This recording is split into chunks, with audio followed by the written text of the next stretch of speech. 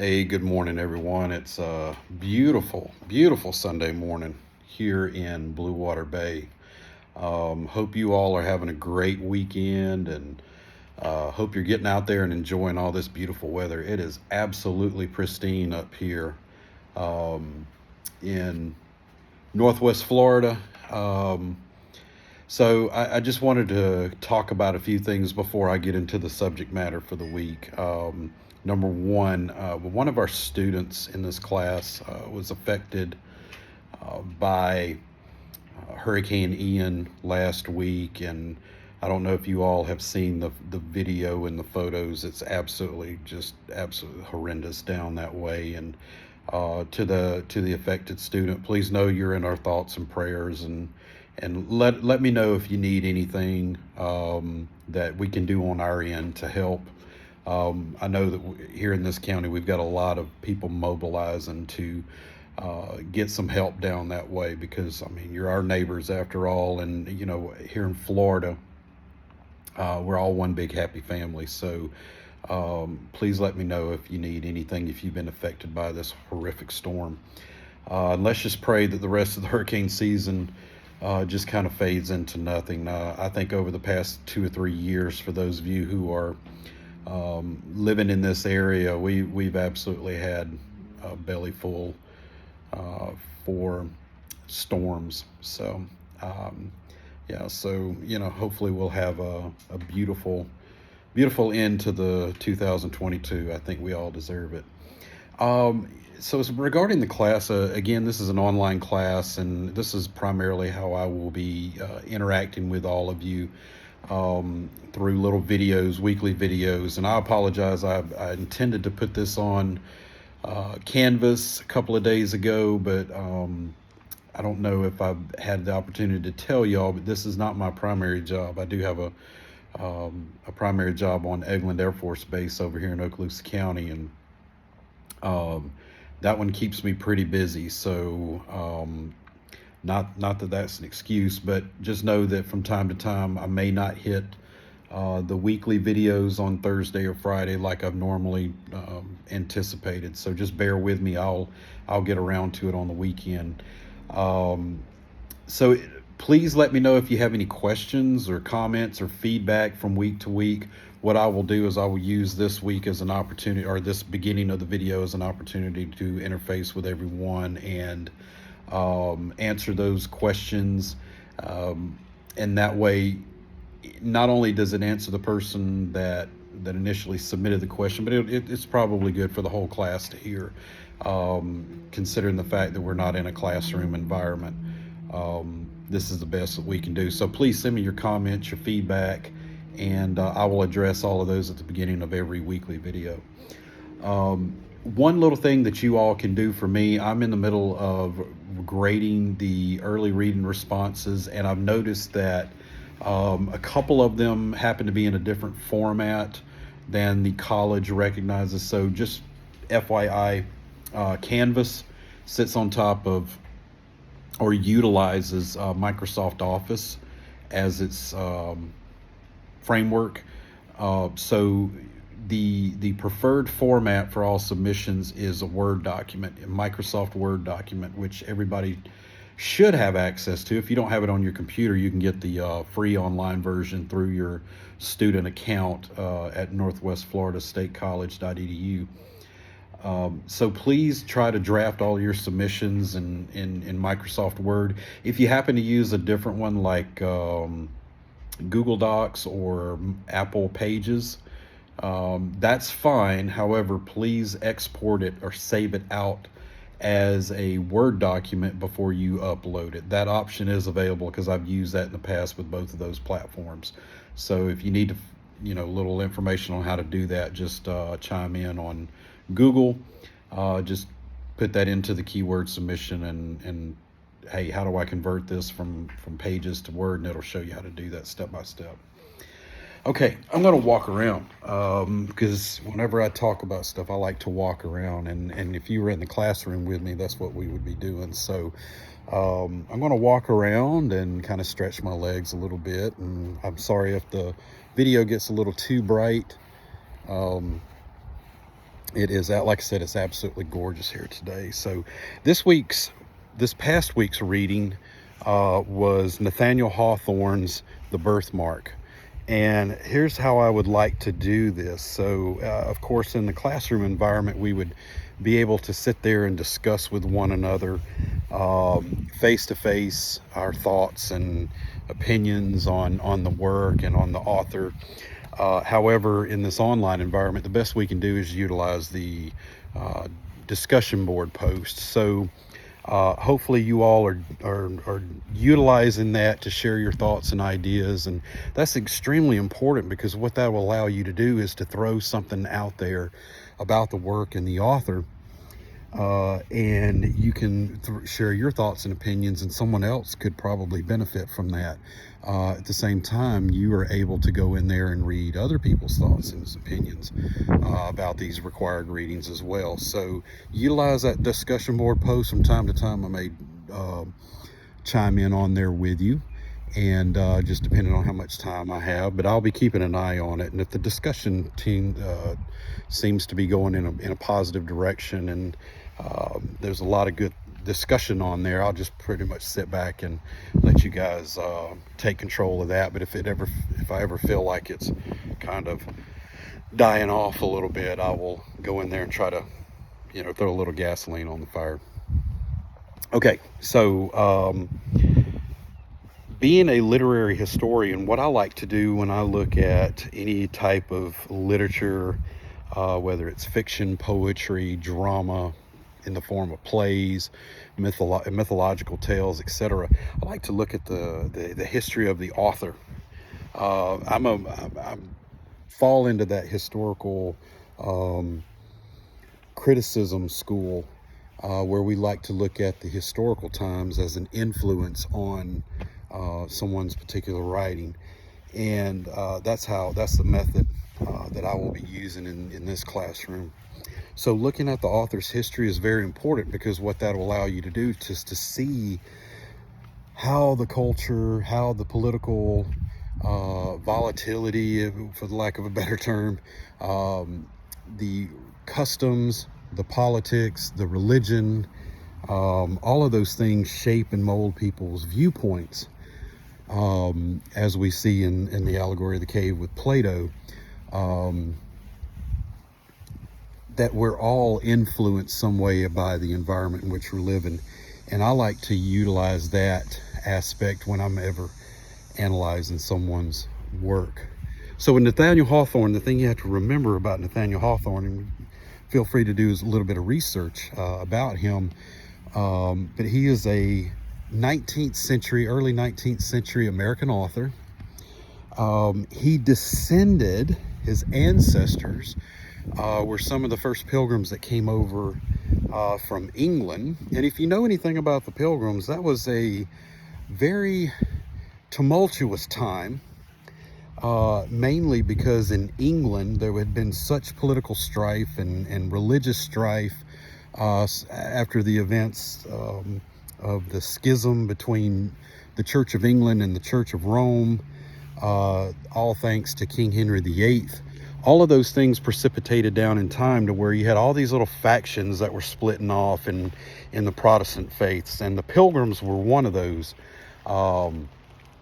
They were Puritans, very strict, very literal interpreters of the Bible, applied all of those concepts and religious theocratic beliefs onto their daily lives and on their culture, to the point to where it absolutely dominated the culture. Very much of a theocratic state. And as we all know, there were a lot of atrocities that were committed during this time period. And the Salem witch trials specifically stands out in my mind when it comes to this time period. And if you know anything about that history, there were a lot of people that were accused of witchcraft mainly because they viewed the world differently. They expressed their thoughts and opinions differently than what was accepted by the Puritan culture. And they were labeled as outcasts, and many of them were put on trial for witchcraft, being in league with the devil, or Satan in the Christian faith and mythology. And Nathaniel Hawthorne descended from many of these Puritans who came over to the United States and were judges and lawyers and religious leaders. And many of them were, like I said, his couple of his ancestors were directly involved with the Salem witch trials. And he was very, being a romantic of the 18th century, so a couple of hundred years removed from these events, he was very deeply affected by those events. And many of his writings, one in particular, The Scarlet Letter, which you've probably read in high school, or maybe you've read it on your own, is probably his most famous short story, about a lady who was accused of adultery. And of course she was forced by the village in which she lived to wear a scarlet A on her blouse to signify that she was an adulterer, and she was publicly shamed for that. And it's that puritanical culture that deeply affected Nathaniel Hawthorne and influenced his writing. So he questioned a lot of things about that time period, and also about the culture that was heavily influenced by the Puritans, even in his own time period in upper New England. A lot of those beliefs and those concepts and viewpoints and perspectives carried on even 200 years later. May not have been as literal and as strict, but a lot of the attitudes and the customs carried over. And Nathaniel Hawthorne was deeply troubled, because he, very much being a romantic, a progressive, I guess you can say, in this time period, which most of the romantics were. They were very progressive. They were kind of the hippies of the 19th century. He was deeply affected by that, and he used these events as focal points in his writing. And like I said, you can see that all throughout the Scarlet Letter. Now, with the Birthmark, one of the things you might notice is it's very, very similar to a Gothic, it's a very Gothic tale, very dark. The subject matter is extremely dark, so you're going to pick up on that in the themes. Another theme would be this perception of beauty and life, specifically nature versus man. And it's I've had some students in the past that have read this short story, and they go, wow, this sounds a lot like Frankenstein. And I'm like, well, it should. And they were like, why is that? I said, well, because it was written in the same time period by an author named Mary Shelley. She wrote Frankenstein.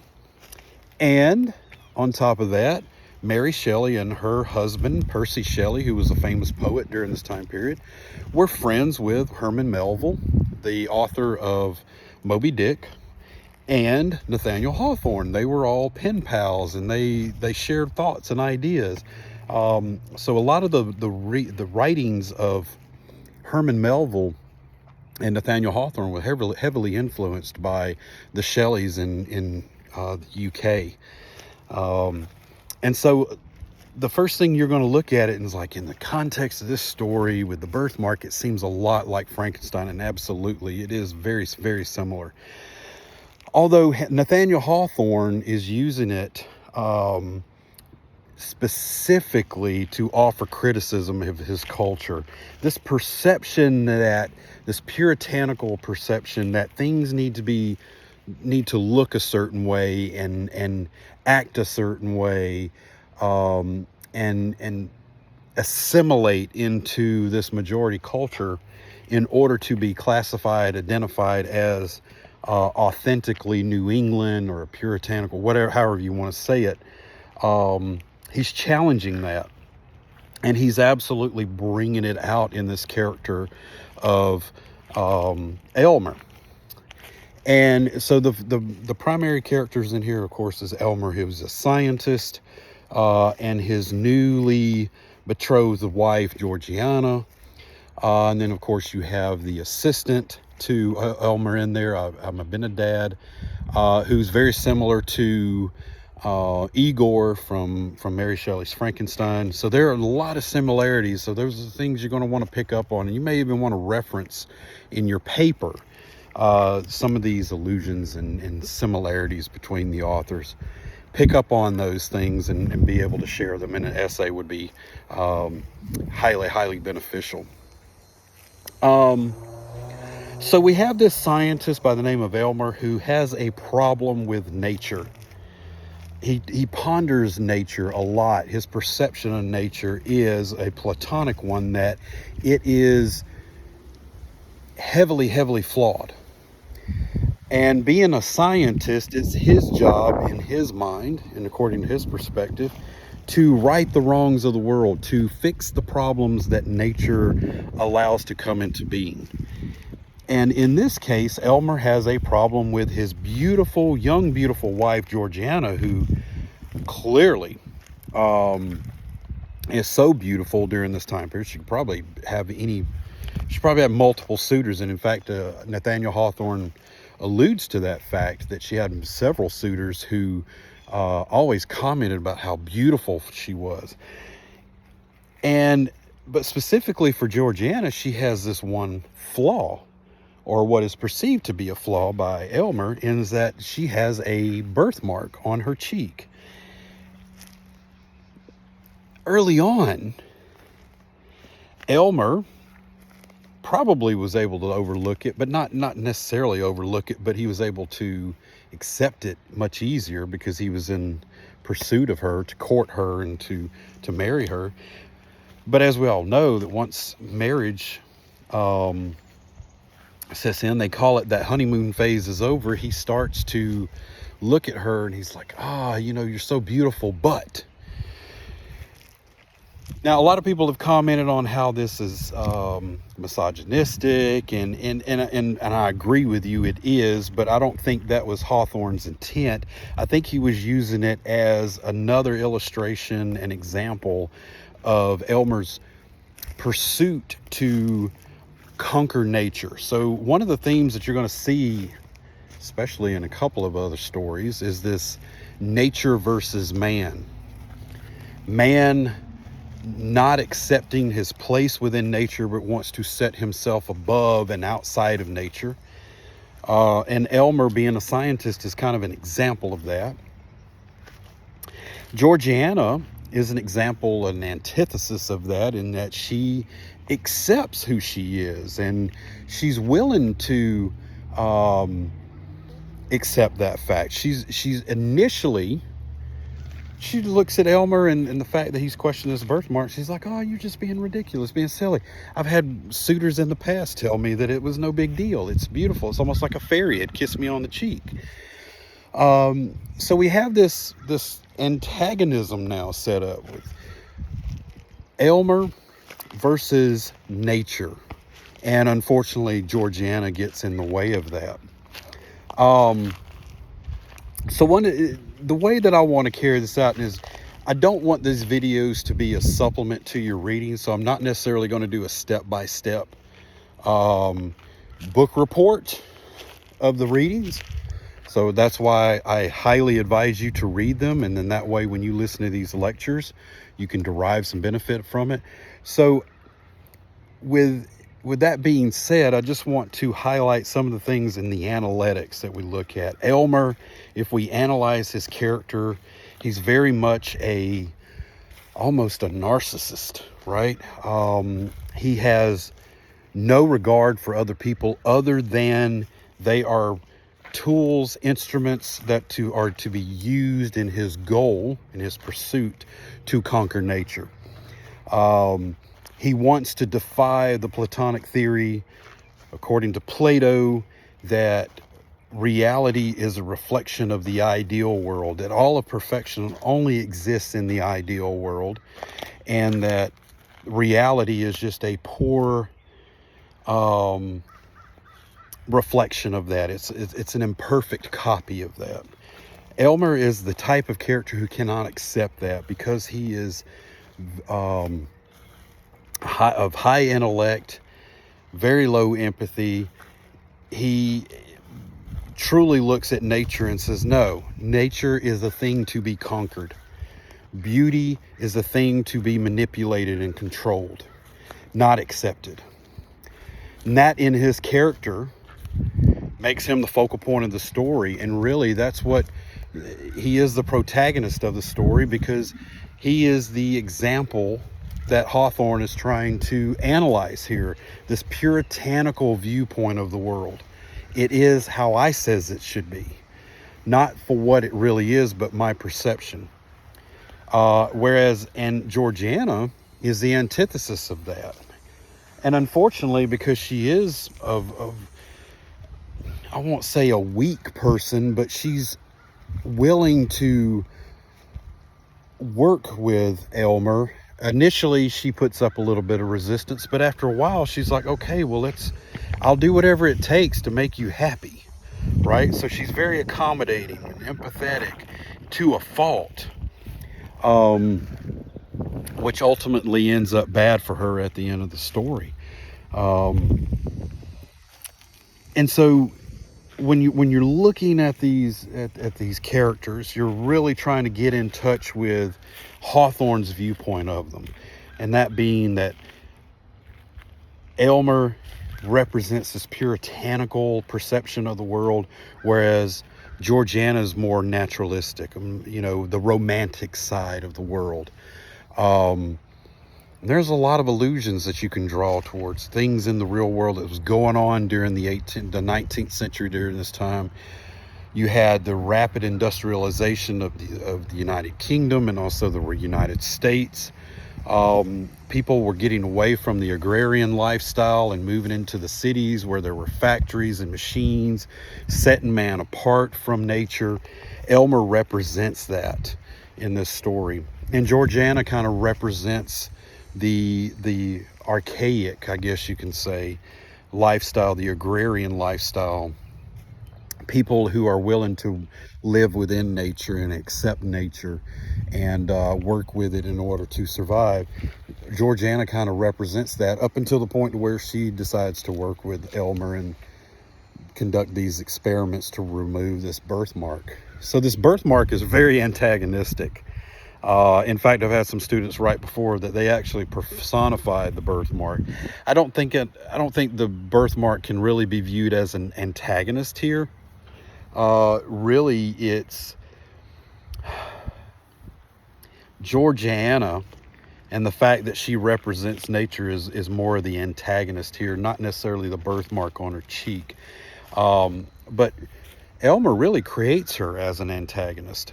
And really nature is the antagonist in this story. If you personify Mother Nature and the fact that when Georgiana was born, she had this blemish on her cheek, Elmer couldn't accept that. So I would analyze those characters in that way. Of course, the setting has a lot to do with this. So it's up in the north eastern part of the United States, in New England. You might want to look into the culture and the history of that area, especially its puritanical background, because a lot of those historical events and attitudes and customs heavily influence the story as well. And then some themes that you might want to explore, again, man versus nature, the parent-child relationship as well. I actually had some students in the past look at Elmer as almost this parent figure to Georgiana because she was so submissive to him. This dysfunctional relationship between the two. Also kind of analyzing Elmer's character, drawing some conclusions about what his background was, considering the fact that his personality type is extremely antagonistic towards the rest of the world. So let me think, is there anything else that we can talk about with this story? Of course, it has a tragic end. I'm not going to, do a spoiler alert here. Hopefully you all have read the story. It's not a very long story, and it is very sad at the end. And one of the things I want you to take note of is, do you see any character progression or regression in this tale? Especially with Elmer and Georgiana. Kind of alluded to the fact with Georgiana that there was some regression there because she just kind of gives in to Elmer. But look at Elmer's character and see if there's any kind of progression at all. Does he grow as a person, or does he stay the same, or whatnot? Take some notes of that. Also look at, and this is going to be highly beneficial for your paper. Look at some of the psychological profiles of these characters too, some of the archetypes. Elmer has this narcissistic, almost sociopathic viewpoint on the world. Of course, Georgiana over time becomes almost a victim of Stockholm syndrome. Not saying that she was kidnapped, but of course she was manipulated and brainwashed by Elmer through his just constant complaining about this natural blemish on her cheek. So definitely look at some of their psychological profiles, the character profiles. Okay, well, it's about 30 minutes, so I don't want to go on too long, but hopefully I've given you some things to think about. So this is what I want you to do. Send me your questions, not only about the course, but also about this reading. If you also have questions about the next reading, which is Toni Morrison's Recitative, send me those as well. And in the next week's video, I will address both of those, okay? We'll answer questions on both of these stories and kind of get into a rhythm there. So please send me your comments, your questions, and let me know if there's anything I can do for you in helping you with the story. Also, quick reminder, attendance confirmation is coming up. So those of you who have not completed an assignment yet, those reading responses are out there. You got to complete at least one assignment, okay, in order to stay in the class. That is a requirement. So, and that, I think I have a couple more days until I'll send a follow-up email after this video. But please keep up with the assignments, keep up with the readings. Don't fall behind, because this class is going to go very quickly, being a mini session course. And if you have any issues that are preventing you from keeping up with the class, please let me know those as well. Okay. Well, I'm going to end the video here. It's a beautiful day. Absolutely, look at that. Just absolutely gorgeous. Absolutely gorgeous today. Unfortunately, I'm going to be stuck inside grading papers for another class. So, but I hope you all get out there and have a beautiful day, and let me know if I can help you in any way. All right. Bye-bye.